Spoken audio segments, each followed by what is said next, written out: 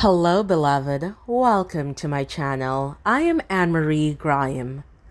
Today I will be reading Chapter 3 of my book, Dreamer, Purpose Lost, Purpose Found, One Girl's Quest to Restore Humanity.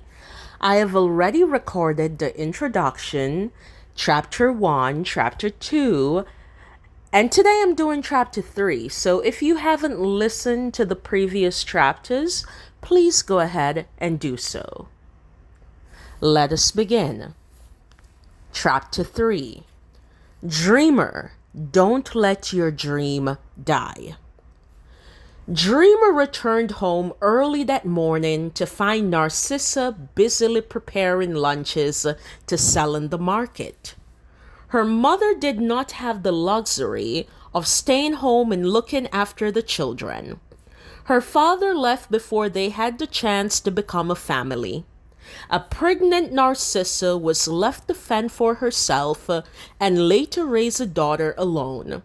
Perhaps a hint of resentment from this difficult life could explain her coldness towards Dreamer. Regardless of past behavior, surely even Narcissa would not dare rain on the excitement with this big message. Mother, I have a big dream. The purpose giver gave me a vision. I will become very great and help hopeless people find their purpose. Narcissa laughed. A hearty belly shaking laugh. I beg of you, please do not laugh, mother. It is the truth. This is the reason I was born. I have no idea why I didn't see it before. I will become great, mother, and help you become great too. At this retort, Narcissa laughed an even deeper laugh. You are just a dreamer. It is who you are. No wonder I gave you the name Dreamer. You have a grandiose view of yourself, but you are nothing. You will become nothing. You will live and die here in Blue Rhapsody just like everyone else. Who do you think you are? You smug little girl, your father was nothing and you are just like him. Narcissa pushed the girl aside in a rush for the marketplace, leaving behind a trail of laughter. Dreamer cried hysterically. She felt defeated and alone. Why does my mother treat me with violent contempt? She whimpered. The girl took a shower in the outdoor bathroom and got dressed for the farm, wearing a khaki overall given to her by Grandpa Jacob. She also carried her new bag and wore her lapis lazuli bracelet. As she neared the farm, doubts circled her mind like angry vultures, anticipating a soon-to-be dead dream. It may be best to keep the dream to myself, thought Dreamer. She did not think she could endure any more ridicule. When Grandpa Jacob saw her, he greeted her warmly. Welcome, my child. Say you look different today. There is a sparkle in your eyes. They glitter with something familiar to me. Quit being silly, grandfather. What are you talking about? The girl asks. Oh, I don't know, Dreamer.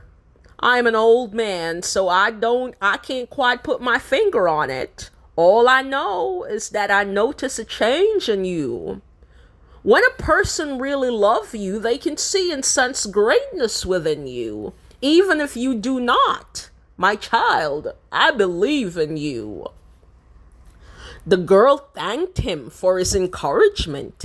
She decided it was worth the risk to tell him about her recurring dream. She was confident that her grandpa would not betray her trust. As expected, Grandpa Jacob could be counted on to be supportive and encouraging when she detailed the events that happened. "I am not surprised you had that dream," he said. "You were not?" asked a shocked dreamer. "No, not at all," Jacob replied. "You have had this dream since you were 5 years old, don't you remember? You used to pretend as though you were already living this dream. Your grandma and I used to enjoy watching you act it out, but it all changed when you went to live with your mother. It was as if the light got snuffed out from your eyes and your soul became numb." "Grandpa, I do remember," the girl shouted. "It is what I always wanted to do. But because I saw no one doing it and I didn't fully know what it meant, I forgot. I forgot about it because I thought it wasn't possible for me." Grandpa Jacob said in response, "All of us in Blue Rhapsody are given a dream. In fact, everyone everywhere is given a dream. Unfortunately, some of us are too scared to pursue our dream, and so the dream dies." He continued, "Some of us grow accustomed to an ordinary life and we intentionally bury the dream. Like you, some of us feel as though our dream is not possible. So we do not bother to pursue it. Your mother was once like you. She had the same dream as you before your father got her pregnant and ran away. She gave up on her dream, blaming the purpose giver and everyone else she saw fit. Eventually, her heart turned stone cold. I witnessed firsthand how a princess transformed into stone. After many hours of toiling in the garden to transport tomatoes and water the crops, Grandpa Jacob turned once more to Dreamer to give her a word of advice. "Just like we water these plants today, always water your dreams. Please do not allow them to wither and die. Believe that all things are possible, and they will become possible for you. Fate make things become possible, baby girl. You do not have to spend your entire life living in Blue Rhapsody being Dreamer the Nothing. You can become Dreamer the Great. Fulfilling your dream will change the world and this family as well. You were chosen to break the generational curse. I want you to embrace your dream, and I encourage you to pursue it."